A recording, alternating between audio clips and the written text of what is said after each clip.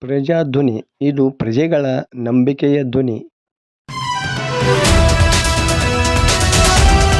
Alloy ಕುಣಿಯಲ್ಲಿ ಬಿದ್ದು ಬೆಂದ ವ್ಯಕ್ತಿ.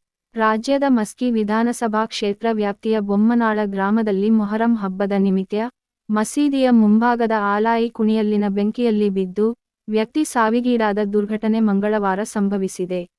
ಹಬ್ಬದ ಹಿನ್ನೆಲೆಯಲ್ಲಿ ಅಗ್ನಿಗೆ ಪ್ರವೇಶ ಮಾಡುವಾಗ ಯಮನಪ್ಪ ದೇವಪ್ಪ ನಾಯಕ ಎಂಬ 45 ವರ್ಷದ ವ್ಯಕ್ತಿ ಬೆಂಕಿಯಲ್ಲಿ ಬಿದ್ದು ಸುಟ್ಟು ಕರಕಲಾಗಿದ್ದಾನೆ.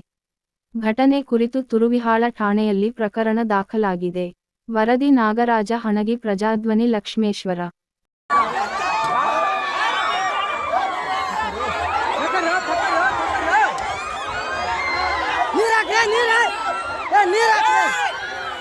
ನೀರಾಕ್ರಿ